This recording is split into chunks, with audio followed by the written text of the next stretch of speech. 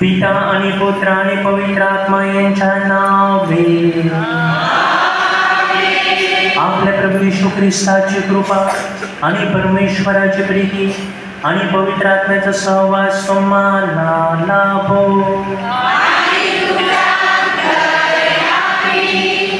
संत Carlo अकुतीस यांच्या पवित्र मिसेवर भाकरवासी ख्रिस्तावर प्रेम केली. त्याच पवित्र मिसेमध्ये सहभागी होण्यास आपण सर्वजण पात्र ठरावी म्हणून क्षणभर शांत होऊन आपल्या पापांची आठवण करूया.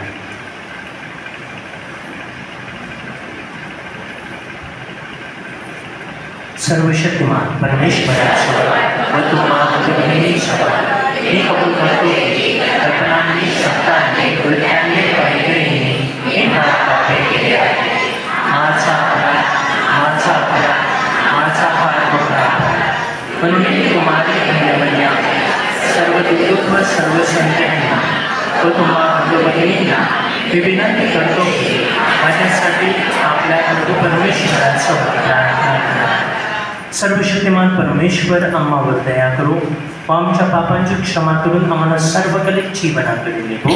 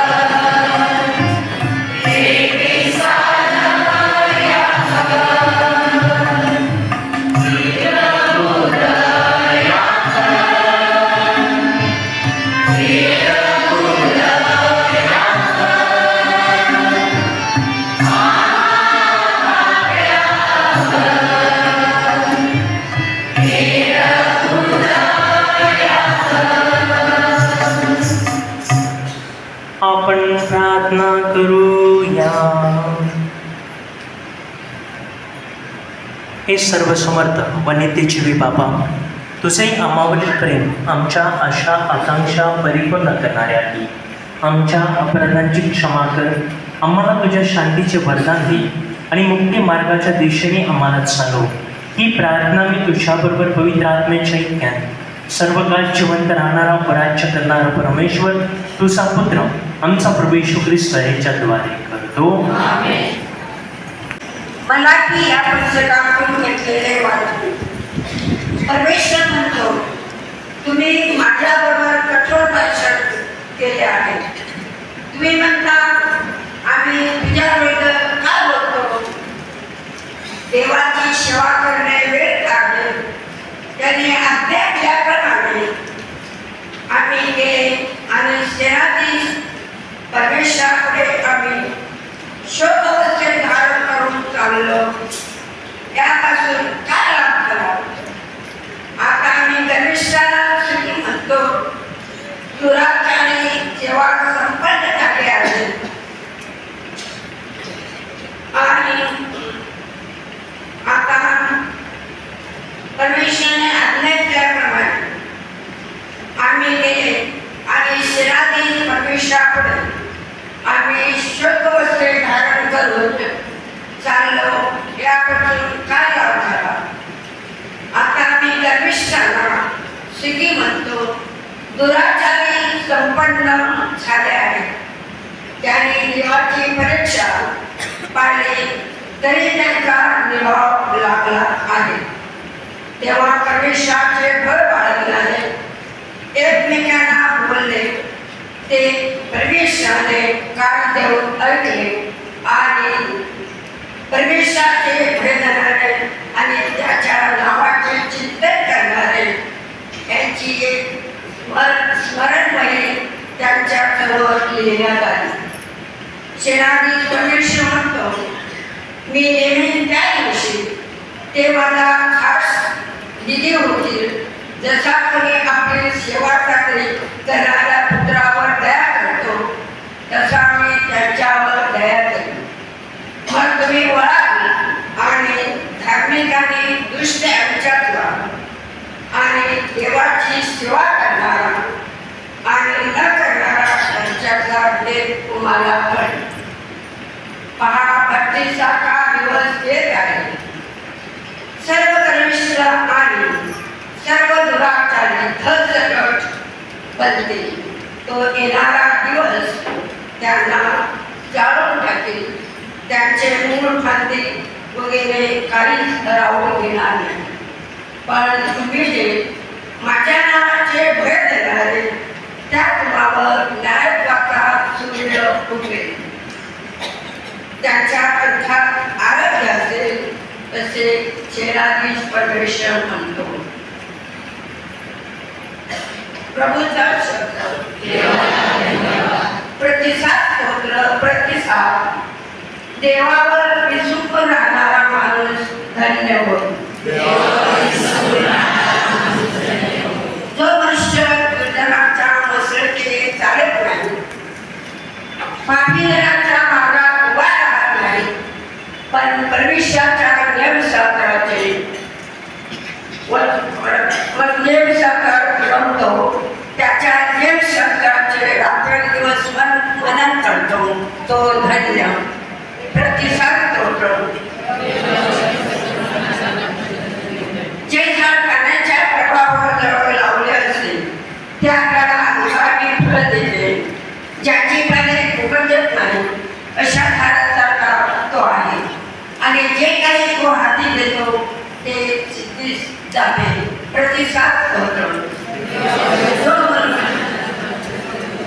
दुजे कसे नाही ते वाऱ्याने उडून जाणारा वृक्षासारखे आहे. नीतिमत्ताचा मार्ग परमेश्वराला अवगत असतो, पण दुर्जनाचा मार्ग नष्ट होतो. प्रतिसाद. देवावर विसरून राहणारा माणूस धन्य होतो. जय घोष. Hallelujah, hallelujah. हे परमेश्वर, तुझ्या इच्छेप्रमाणे वागण्यास माझे अंतःकरण वळव आणि तुझे नियमशास्त्र मला शिकव. हालेलुया.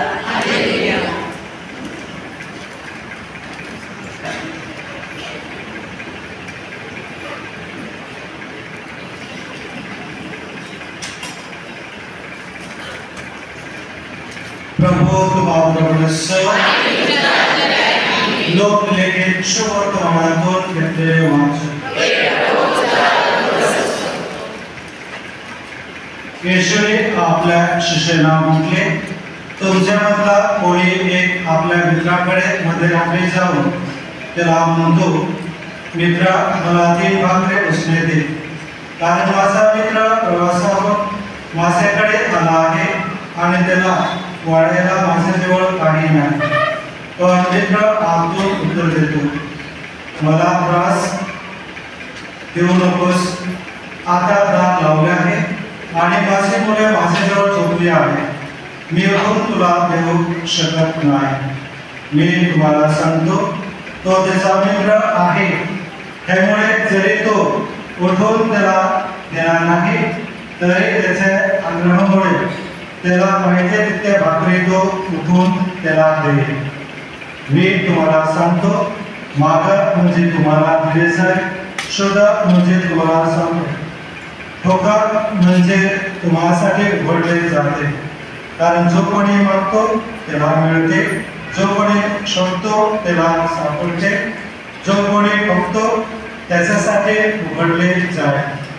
तुमच्यामध्ये असा कोण बाप आहे की जो आपल्या मुलाने मासा मागितला असता त्याला मासा न देता साप देईल, किंवा अंडे मागितले असता त्याला विंचू देईल?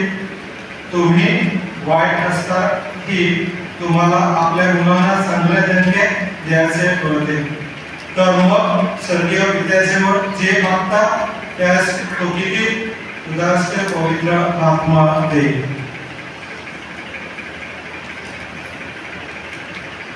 प्रभूचे शुभ वर्तमान.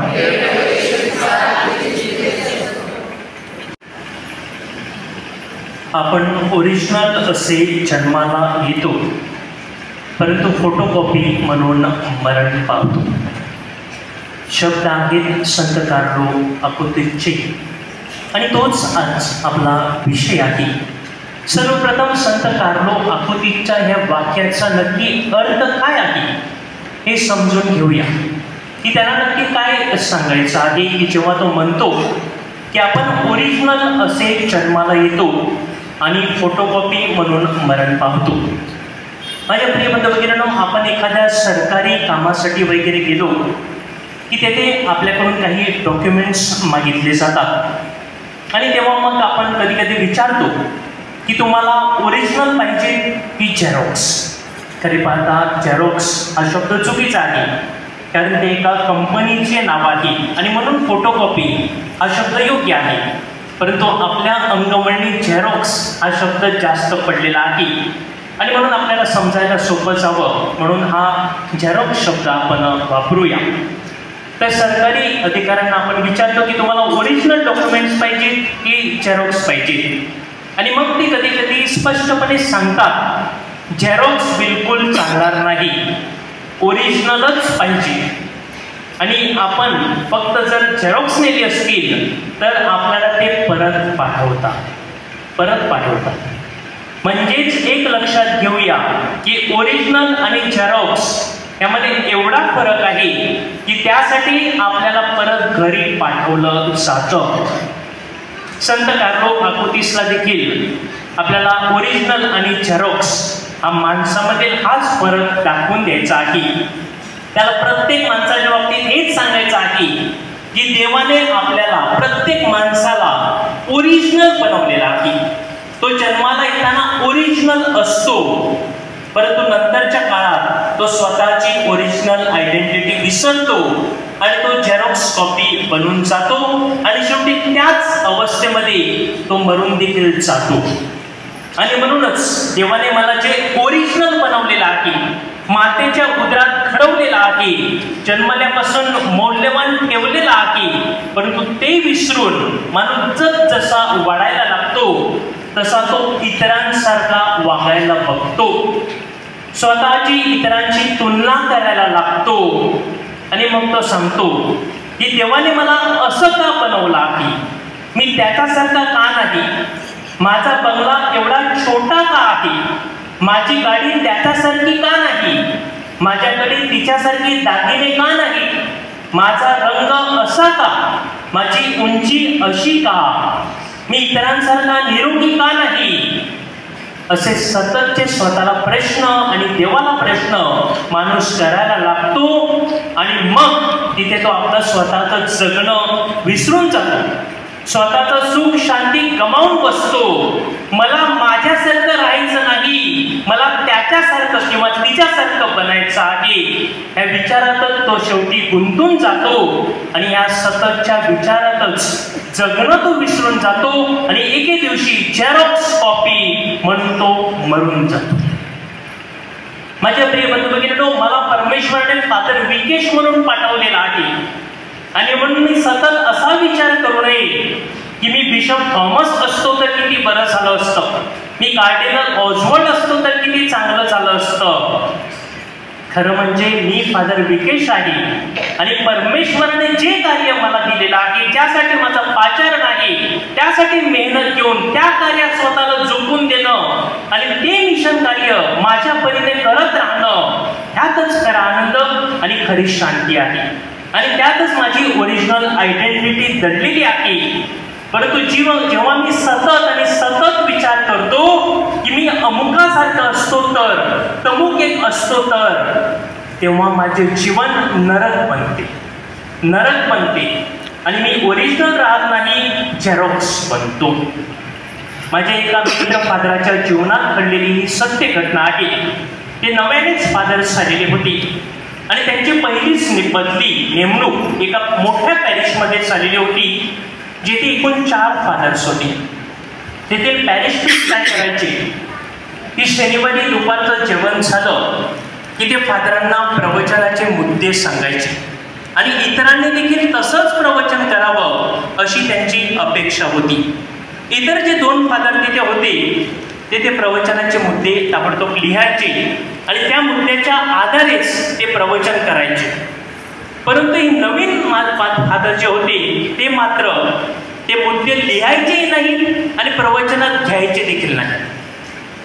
आणि हे सगळं पॅरिश प्रीस्ट पाहत होते आणि एके दिवशी त्या पॅरिश प्रीस्टने थोडंसं रागावूनच या नवीन फादरांना सांगितलं, फादर तुम्हाला देखील हे मुद्दे घ्यावे लागतील. आणि त्यावर त्या नवीन फादरांनी खंबीरपणे उत्तर दिलं, फादर मला माझं स्वतःचं प्रवचन द्यायला आवडते, सेमिनरीत देखील आम्हाला तेच शिकवलेलं आहे आणि माझे प्रवचन मी माझ्या चिंतनातून, स्वतःच्या चिंतनातून आणि परमेश्वर जी बुद्धी देतो त्याच्यातून गुरुवारीच तयार करून ठेवतो आणि त्यामुळे तुमचे मुद्दे मी घेऊ शकत नाही.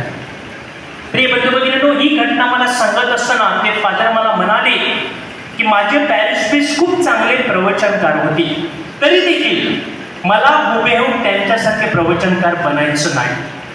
तर परमेश्वराने मला जे काही दिलेलं आहे त्यातून आणि माझ्या मेहनतीतून तयार केलेली माझ्या स्वतःची प्रवचने मला द्यायची आहेत.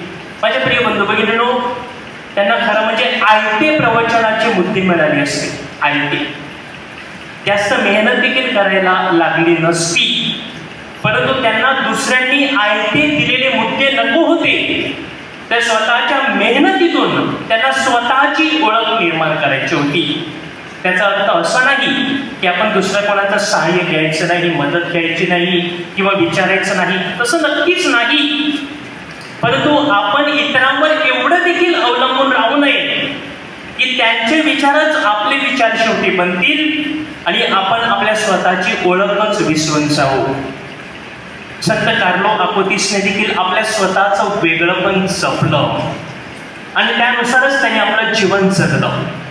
विचार करा की त्याच्या वयाची मुलं जी होती ती सगळी सोशल मीडियावर इतर सगळ्या गोष्टी करत होती, एकमेकाला कॉपी करत होती. तो करतो, मी करतो, तो करतो, स्वतःचे फोटो टाकतो, या सगळ्या गोष्टी समान चालू होत्या. त्याने काय केलं बघा, त्याने जगातील भाकरवासी ख्रिस्ताचे जे काही चमत्कार घडलेले होते त्याची माहिती जमवली, एक वेबसाईट सुरू केली आणि त्यावर तो ती माहिती अपलोड करत गेला. इतर त्याच्या वयाची मुले मिसाला जायचे कंटाळा करत असतील साहजिकच, आणि अशा वेळेला कार्लो अपोतिसने त्यांना कॉपी केलं नाही, त्यांची लाज बाळगली नाही, देवाची भीती बाळगली. माणसाने इतरांची लाज बाळगायची नाही, देवाची भीती बाळगायची. त्याने तेच केलं. त्यांना कॉपी नाही केलं, तोच दररोज मिसायला जायला लागला. मिसा एक पण चुकवली त्यांनी नाही. तो अडल्या नडलेल्यांना मदत करायला लागला. आणि मग शेवटी त्याची स्वतःची एवढी सुंदर अलग अशी ओळख निर्माण झाली की संपूर्ण जगाने आणि ख्रिस्त सभेने देखील त्याची दखल घेतली. आणि आज कार्लो अकुतीस 15 वर्षाचा अवघा मुलगा संत कार्लो अकुतीस म्हणून ओळखला गेलेला आहे. आणि बिशप आणि कार्डिनलच काय, पोप देखील त्या 15 वर्षाच्या मुलाच्या मध्यस्थीची याचना करतात. विचार करा, पोप महोदय देखील त्या 15 वर्षाच्या मुलाच्या तिथे जाऊन गुडघे टेकून याचना करतात. इतकी वेगळी ओळख, इतकी ओरिजिनल ओळख जेव्हा आपण झेरॉक्स म्हणून न जगता प्रभूच्या कृपेने प्रभूने दिलेले स्वतःचे ओरिजिनल जीवन जगतो, तेव्हा असा चमत्कार घडून येतो. हे कार्लो अकुतीसने सगळ्या जगाला आणि आपल्याला दाखवून दिलेला आहे. माझे प्रिय बंधू भगिनींनो, आपण देखील आपले जीवन जगत असताना इतरांची सतत तुलना करत रडत रखडत झेरॉक्स कॉपी म्हणून जीवन न जगता देवाची ओरिजिनल निर्मिती, देवाची मौल्यवान निर्मिती, त्याने अपेक्षा केलेले एक सुंदर असं जीवन, ओरिजिनल जीवन जगावं. म्हणून संत कार्लो अकुतीसच्या मध्यस्थीने या मिसेमध्ये आपण पवित्र आत्म्याचं बळ आणि त्याची कृपा मागूया. हे संत कार्लो अकुतीस आम्हासाठी मध्यस्थी कर.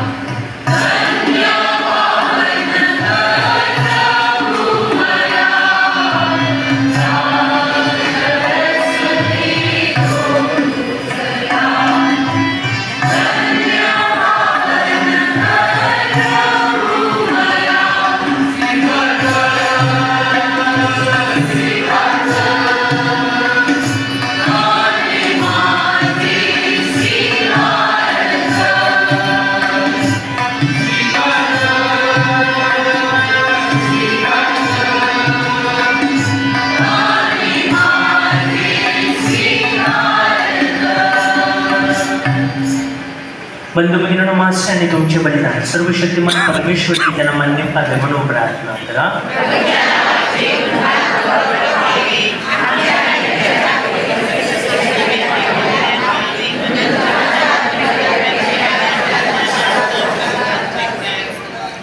हे सर्व समर्थ बाबा, आमच्या ह्या दानांचा स्वीकार कर. आमच्या प्रभू येशू ख्रिस्ताने हे दान त्याच्या स्मरणार्थ अर्पण करावयास आम्हाला आदेश दिला आहे. आम्हाकडून आज्ञाधारकपणे तुझी सेवा नित्य घडावी व तुझी तारणदायी कृपा आम्हाला पूर्णपणे प्राप्त व्हावी म्हणून आम्हाला सहाय्य कर. ही प्रार्थना आम्ही प्रभू येशूच्या नावाने करतो. प्रभू तुम्हा बरोबर असो. तुमच्या अंतःकरणे प्रभूकडे लावा. प्रभू आपला परमेश्वराची तुझे आभार मानूया। हे प्रभू पवित्र पित्या, सर्वसमर्थ शाश्वत परमेश्वरा, आमच्या प्रभू येशू ख्रिस्ताद्वारे आम्ही तुझे नित्य व सर्वत्र आभार मानावे हे योग्य व तारणदायक आहे, हे आमचे कर्तव्य आहे। कारण तुला आमच्या आभारस्तवनाची गरज नाही, परंतु तुझे आभारस्तवन करण्याची इच्छा आमच्या मनात निर्माण झाली, हे तुझे आम्हाला फार मोठे वरदान आहे। आमच्या आभारस्तवनाने तुझ्या मोठेपणात काहीच फरक पडत नाही, उलट आमच्या प्रभू येशू ख्रिस्ताद्वारे तुझ्या कृपेत मांडण्यास आम्हा सर्वांना साध्य होती। आणि म्हणून दूतांच्या सर्व गायक वृंदांबरोबर आम्ही तुझे मोठ्या आनंदाने गौरव गीत गातो।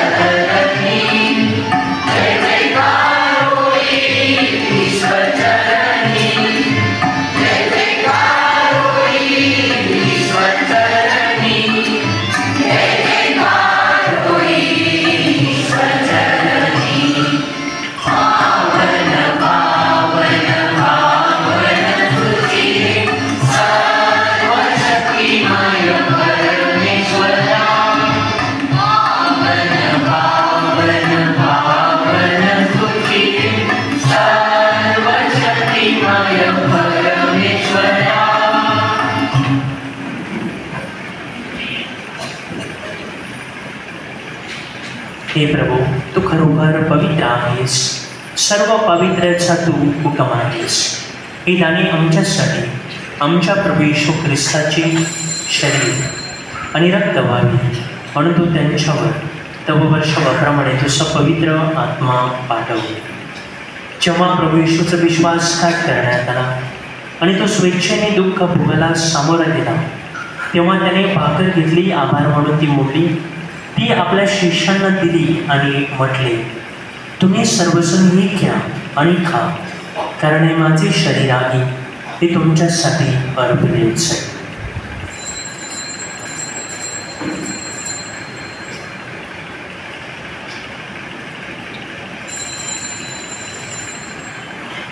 त्याचप्रमाणे भोजन झाल्यानंतर प्रभू येशूने प्याला घेतला, पुन्हा तुझे आभार मानले, तो प्याला आपल्या शिष्यांना दिला आणि म्हटले, तुम्ही सर्वजण हा घ्या, पयामधून प्या, कारण हा माझ्या रक्ताचा प्याला आहे, हे नव्या व शाश्वत कराराची रक्त आहे, हे तुमच्या आणि पुष्कळांच्या पापक्षमेसाठी ओतले जाईल, हे माझ्या आठवणीसाठी करा।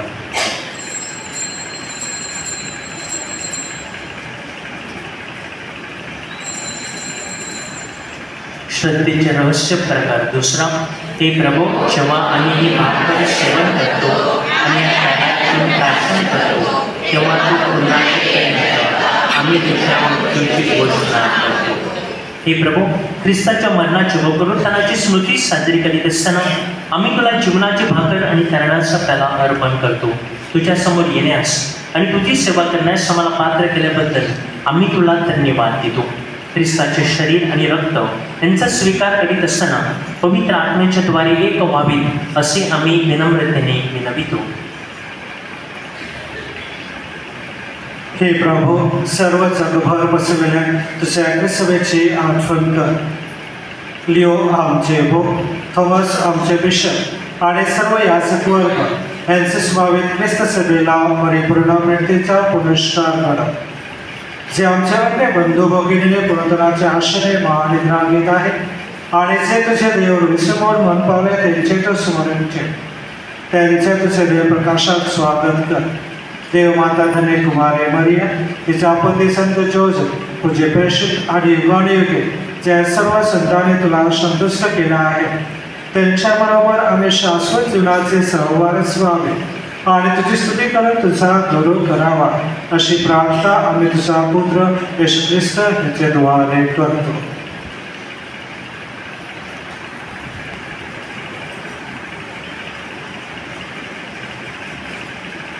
ख्रिस्ताद्वारे आणि ख्रिस्तास आणि ख्रिस्ताठाई हे सर्व समर्थ देव पित्या पवित्र आत्म्याच्या ऐक्या तुझा गौरव आणि सन्मान सदा सर्वदा हो.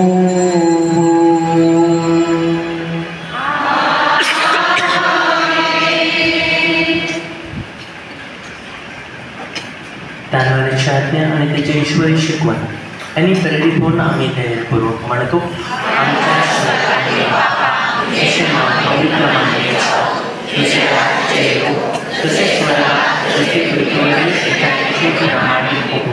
आमची दररोजची आम्ही आमच्या अपराधांना क्षमा करतो तशी तू आमच्या अपराधांची क्षमा कर आणि आम्हाला मग प्रसंगी पडू नकोस पासून आम्हाला सोडव. हे प्रभू सर्व प्रकारच्या वैतांपासून आम्हाला सोडव असे आम्ही विनवितो. या जीवनात आम्हाला कृपापूर्वक शांती दी, म्हणजे दिव्य आशेची आणि आमचा तारणारे येशू ख्रिस्त याच्या आगमनाची वाट पाहत असताना तुझ्या दयेच्या सहाय्याने आम्ही पापांपासून मुक्त राहू व सर्व प्रकारच्या चिंता विवंचनेपासून सुरक्षित असू.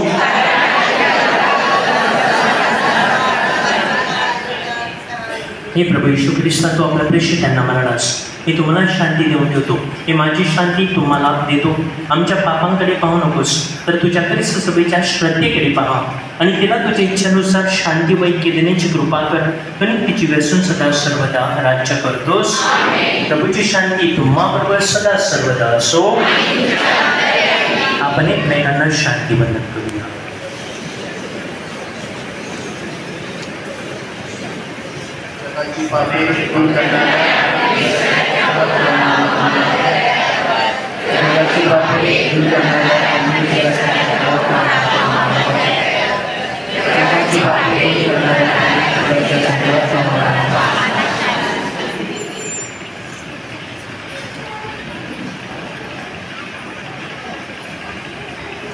हे पहा परमेश्वराचे कोकरू, जगाची पापे दूर करणारे हे परमेश्वराचे कोकरू पहा.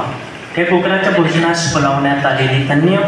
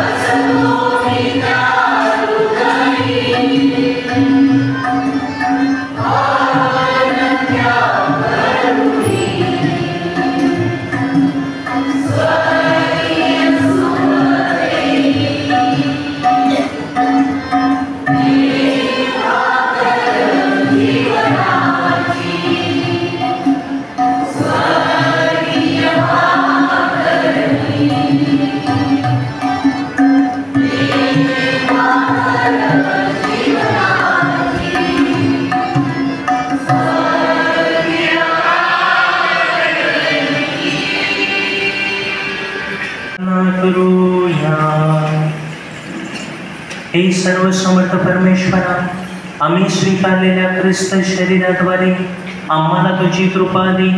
आम्ही साजरा करीत असलेल्या साक्रमेंटाचा आमच्या जीवनाला स्पर्श व्हावा व आम्ही तुझ्याकडे आकर्षित व्हावे म्हणून आम्हाला सहाय्य कर. ही प्रार्थना आम्ही आमच्या प्रभू ख्रिस्ताद्वारे करतो. कृपया बसून घ्या.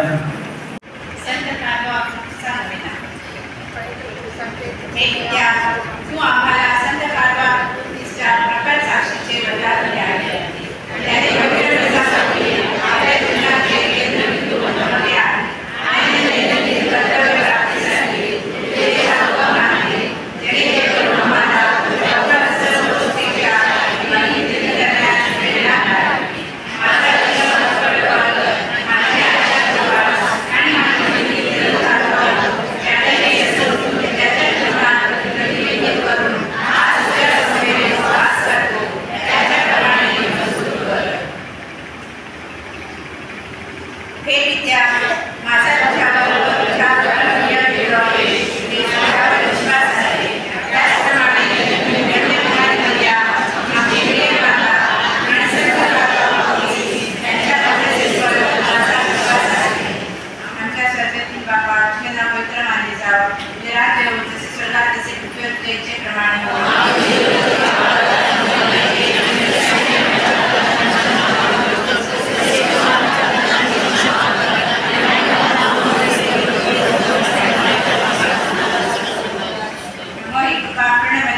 तुझ्या खाली आहे, धन्य तू स्त्रियांमध्ये आणि धन्य तुझ्या उदराचे फळ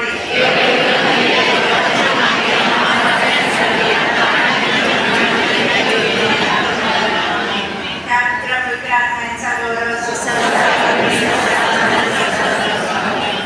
संध्याकाळच्या कृती सामासाठी विनंती करतो. त्याच्याकडे बंधू पहिल्याच दिवशी बोलावल्याबद्दल त्यांचे विशेष आभार मानतो. त्यांनी सांगितल्याप्रमाणे तुम्ही कुठेच काही घेत नाही, परंतु एक भाऊ जेव्हा बोलावतो तेव्हा दुसरा भाऊ हक्काने येतो. तसं मी आज आलेलो आहे. पदरनिधी तुमचे आणि सर्व इतर पादरांचे मी विशेष आभार मानतो. प्रभू तो माफ बरोबर असो. सर्व समर्थ परमेश्वर पिता आणि पुत्र आणि पवित्र आत्मा तुम्हाला आशीर्वाद देवो. जा आणि प्रभूच्या शुभ वर्तमानाची घोषणा करा. Yeah.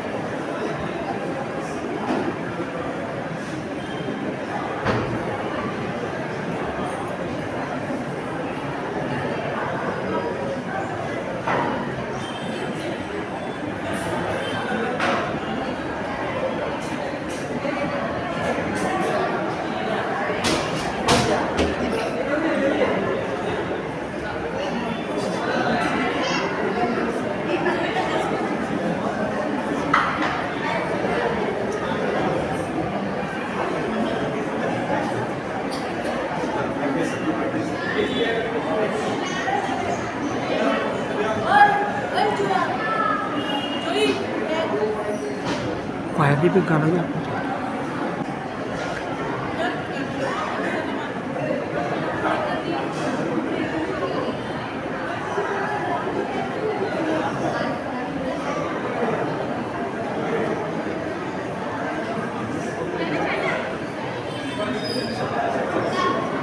कपड़ा